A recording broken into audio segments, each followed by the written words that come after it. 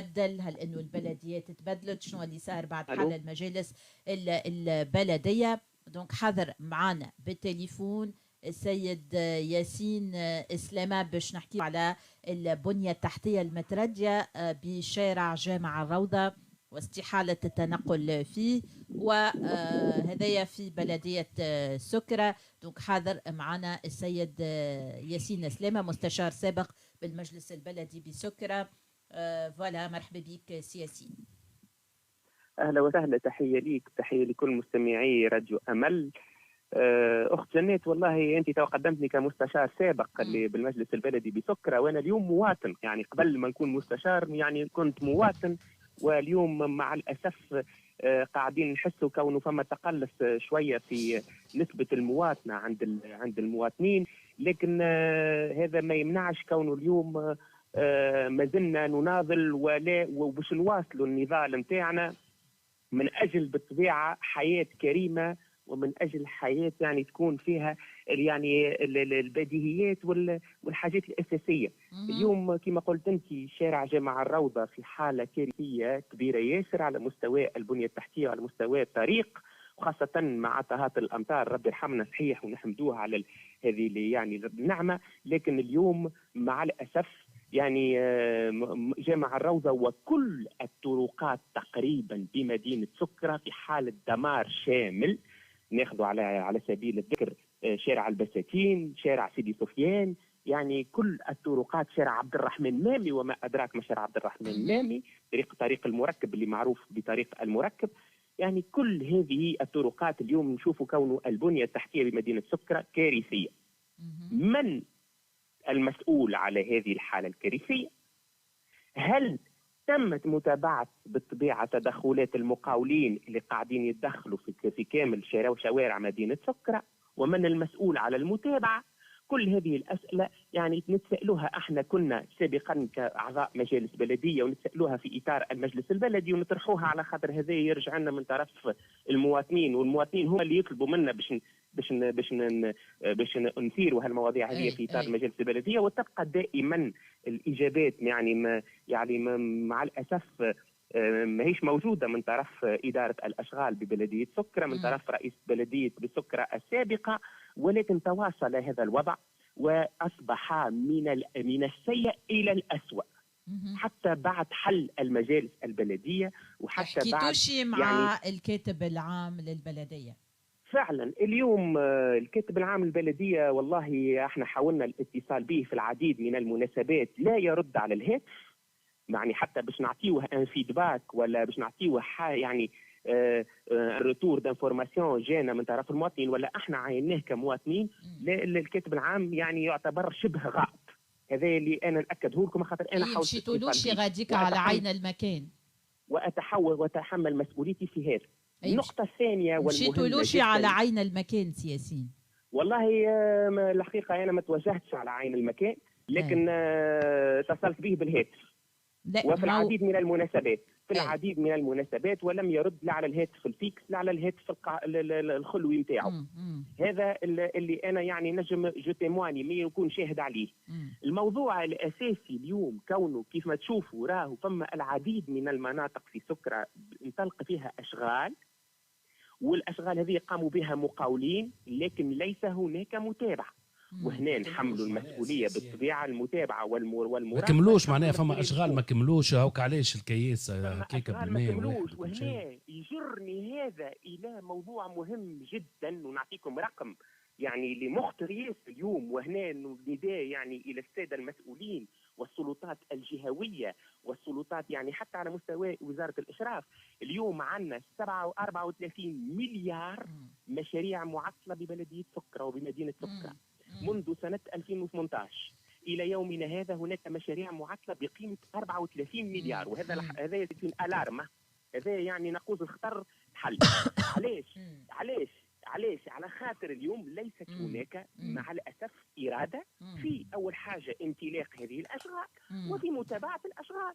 كما نشوفوا اليوم احنا عندنا مقاول قاعد يخدم، حفر الدنيا كل كسر الكل، يعني كيف الكل كسرها، وخلى لك الامطار اليوم صب. وتو تشوفوا هذه التصويره يعني قسمتها انا قبل وبارتاجيتها على الصفحه الرسميه نتاعي. اي وبعثت لنا الصور. اي فوالا وشوفوا الحاله الكارثيه اللي خليها على اللي دلو القنوات الكبيره اللي اون بيتون خليهم ملوحين. اي خليها يا ياسين خلينا نتفاعلوا معك شوي.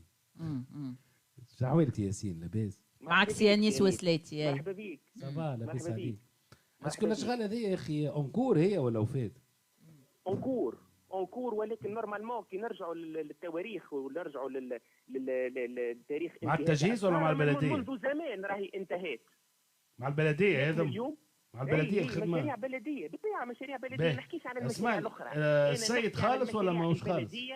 نحكي على المشاريع البلديه المعطله. اي خالص ولا مش خالص السيد؟ هذا مشروع نتاع التشاركيه نتاعنا عام. تجيب عليه هذا السؤال تجيب عليه مديرة الاشغال. انا بالنسبه لي انا نشوف في نتاع مشاريع من اللي يحفر وخلى الدنيا مسيبه هكاكا وخلى ديدالو مسيبين. هذا اليوم معقول ناخذوا الوضعيه اليوم تاع شارع جامع الروضه وهكا المواطنين اليوم قاموا بعريضه. مواطني نهج جامع الروضه، مواطني نهج البساتين، مواطني سيدي سفيان عملوا عريضه وصحوا عليها تقريبا 100 مواطن اليوم. وجهوها الى السيد رئيس الجمهوريه، وجهوها الى السيد والي اريانا، وجهوها الى سيد الكاتب العام المكلف بتسيير بلديه سكرة. اليوم راني انا اليوم يعني نحب نوجه لكم نداء استغاثه باسم هالمواطنين هذوما اللي اليوم نتفاعلوا يعني معك يا سياسي. بالله لحظه خلينا نكمل الفكره نتاعي وبعد تفضلوا. اي لانه ما عادش عندنا برشا وقت سياسي. معلومه مهمه معلومه مهمه. اليوم المواطنين ما عادش يشوفوا الكياس بما انه الكياس في حاله كارثيه. اصحاب الهمم ما عادش ينجموا يتحركوا في وسط الكياس. التاكسيات ولا يا اصحاب الهمم راه ما يتحركوش في تونس الكل. امتنعوا على الدخول. يعني التاكسيات اليوم امتنعوا على الدخول لهذه المناطق وامتنعوا يعني باش يهزوا المواطنين من بلاصه لبلاصه. التجار اللي حالين محلات تجاريه اليوم يعني اصبحوا مهددين بالافلاس. راهو يعني مصيبه كبرى. اين اليوم انا نقول اين المسؤولين امام هذه الوضعيه؟ سي انيس يتساءل هل انه المقاول خالص والا لا سياسيين؟ لا نحكيو اليوم على شارع جامع الروضه ابار المقاول. هذه راهي المعطيات ما نجمش انا نجاوبكم عليها. اليوم من المطلوب ومن المفروض مديره اشغال بلديه سكرة اللي ترمي في الكوره للعديد من المسؤولين اللي في موجودين في بلديه سكرة وتتهم فيهم بالتعطيل. انا اعطيني اليوم 34 مليار منذ سنه 2018 معطلين مشاريع. ماذا فعلت مديره اشغال بلديه سكرة التي مواصله يعني في تدمير وتحطيم مدينه سكرة على كل المستويات؟ ماذا فعلت مديره الاشغال امام هذا التعطيل؟ ماذا فعل السيد كاتب العام المكلف بتسيير بلديه سكرة والذي لا يجيب على الهاتف القار والا الهاتف الخلوي؟ ماذا فعل امام هذا التعطيل نتاع 34 مليار؟ انا يجاوبوني على السؤال هذايا. مرحبا بهم. نجموا نتفاعلوا بعض.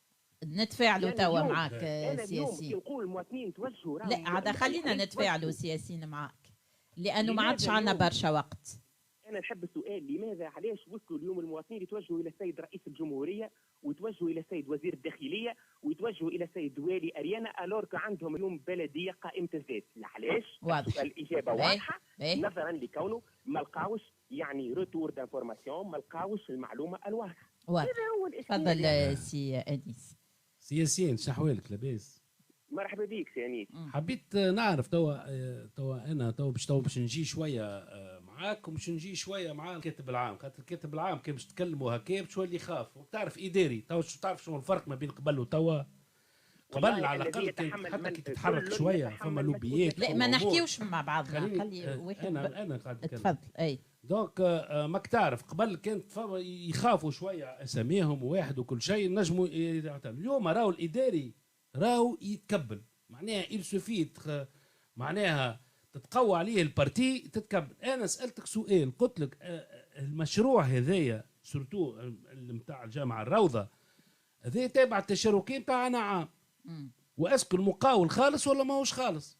خاطر ينجم المقاول كي ما يصبولوش يولي يخف. هذه نحبوا نعرفوها نحن.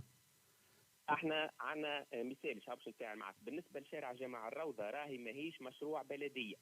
ماهوش مشروع بلديه. سالتك انا من الاول مشروع شو تجهيز؟ لا لا قامت به السوناد، اعطت المقاول باش يبدل القنوات سوناد المياه الصالحه للشرب. دونك المقاول مش خالص ما عند السوناد. شفت تو كيفاش فهمنا؟ مو بشوي بشوي باش المواطنين تفهم. الله اعلم، ما نجمش نعطيك المعلومه. الكاتب العام استنى الساعه يا سياسيين هذيك احنا توا نجموا باش المره الجايه ان شاء الله بقدره ربي، اذا كان خاطر المواطن ما يعرفش يمشي للسوناد يمشي لو ناس ساعات ما عندهمش توا كيما صارت في الظهور الناس قعدنا البلديه رئيس البلديه كان متفاعل مثلا، لكن بشوي بشوي بالسيف باش تريقلت الامور وما نجموش فما امكانيات وما تريقلتش. ان شاء الله المره الجايه معناها اون تيان كونسيديراسيون اللي راهو البلديه عندها نفوذ تولي على لو وعلى لو ناس في الوقت الاشغال في الطريق العام. ما ثماش معناها هذه سينو باش نقعدوا بنفس المشاكل ونفس الظروف. فهمتوا ولا؟ دونك الكاتب العام عليه هو ما يهزش على الحكايه كيف هناك عجز باش ينجم يلقى حل مع السونات.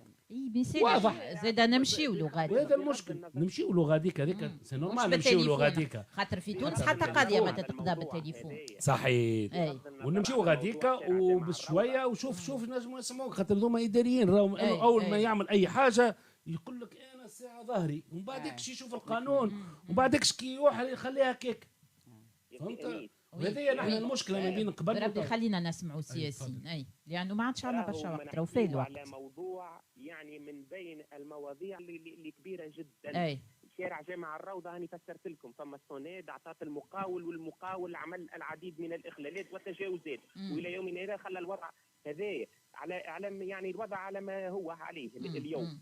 نحيوا له الكونترا اذا كان عمل خلال تجاوزات نحيوا له الكونترا ويعطيوا للناس اخرين. نحيوا له السوناد اذا كان بالرسمي في خلالات ويعطيوا اشعار الاول واشعار الثاني ومن بعدكش يمشيوا يتعداوا المقاول الاخر. ما تقعدش هكا. نخليه يكمل. الموضوع المهم هما المشاريع البلديه المعطله. هذا موضوع جامع الروضه موضوع على اطار.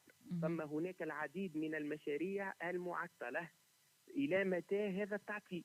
هي يلزم فتح بحث في الميزانيه وين قاعده تمشي الميزانيه. وقت اللي يقولوا هناك اطراف تعطل الميزانيه، انا كنت رئيس لجنه الماليه، عطينا الفلوس، اسندنا الاعتمادات، صدقنا عليهم. اليوم وين الاشكال؟ لازم وقت اللي مشروع ما ينطلقش في اجاله ويتاجل، اكيد سافا جينيري دوتر ديبونس، فلوس اخرى، اموال اخرى لابد من رصدها. وهنا شكون اللي باش يتحملوا؟ يتحملوا المواطن. وهذا ماذا يعتبر اهدار مال عام، على خاطر المقاول اللي خذا المارشي سنه 2018 اليوم باش يقول لك زيدني يا خويا، اليوم انا مانيش مطالب، والا يعطل وما تقومش المشروع. وهذا دور من؟ دور اداره الاشغال في متابعه هذه المشاريع. ولهذا نحمل مسؤوليه كل ما يحدث الى اداره الاشغال ببلديه سكرة. شكرا لك سياسين، يعطيك الصحة على إثارتك للنقطة هذيا، وإن شاء الله صوت يكون يوصل متاع سياسين سلامة مستشار سابق ببلدية سكرة. باش نخلي لكم ضيوفي الزوز كل حد فيكم الكلمة الأخيرة. نبداو بيك سيدة مونيا، مرحبا بيك، نورتنا وشكرا ليك. أنا ليه نحب نشكركم بصراحة الراديو، خاطر بالحق معناها باش نوصل صوتي، خاطر فما بعض الاذاعات اللي اتصلت بهم حتى على حق الرد وما مكنونيش. نحب نشكرك بالكدا نحب نشكر سيانيس معناها بالحق معناها نصحني وقال لي كيفاش نجم نتصرف، خاطر ماك تعرف معناها هو متمكن وكل. يعطيك الصحة، وان شاء الله اليد باليد والبلاد هذه وان شاء الله. وباش نقعدوا نتبعوا معك الموضوع هذا، وباش نقعدوا باتصال معك. يعطيكم الصحة وبارك الله فيكم. مرحبا بك، يعطيك الصحة، مشكورة جدا سيانيس. نورتنا شانتي، نورتنا، عايشك، نورتنا يا سيانيس، عايشك بوجودك. بون شانتي كبير محلول. بون المحاسبة شانتي كبير محلول، لكن اللي انا نحب نقوله واللي انا ريته ما بين لا ديفيرونس ما بين قبل وتوا، اللي توا معناها ان شاء الله هذوما الكتاب العامين يخدموا الكوتيديان نظافه ويخدموا، ما تنجمش توصل معاهم ساعات الحل على خاطر الامور بيروقراطيه وفما تغيير القوانين وينه مجلس النواب اللي هو فما تلاعب قبل بالقوانين صحيح، ما فما قوانين باهيه حكينا عليها، معناها برشا مرات، لكن ان شاء الله توا معناها على الاقل ينظموا معناها مراجعه مجله الجماعات المحليه والمجلات الاخرى القديمه، ويكون قانون صغير هكايا شويه باش الناس ما تلقاش وين تتحرك، فهمت؟ على الاقل باش نبنيو تونس اترافير معناها حتى معناها التنميه المحليه، وفي انتظار معناها الفرج يجي للبلاد، وان شاء الله تونس تعيش ان شاء الله. شكرا لكم، يعطيكم الصحه، نورتوني ضيوفي الاثنين السيده منى عبيد ناشطه حقوقيه والسيده نيس وسلاتي عضو مجلس بلدي سابق ببلديه تونس. شكرا لكم مستمعينا الكل اللي تابعتونا في حصتنا لليوم على 102.3 اف ام، والى على صفحتنا على الفيسبوك راديو ام ال اذاعه امل بالعربي. اذا كان فاتتكم حصتنا لليوم نجموا تعودوا تتابعوها على صفحتنا على الفيسبوك. شكر كبير شهار موسى في الاخراج. انما بقى لي كم نقول لكم، ان شاء الله نتقابل انا وياكم غدويك في حصه جديده من صباح الخير تونس من 7 حتى 10. كونوا في الموعد. باي باي.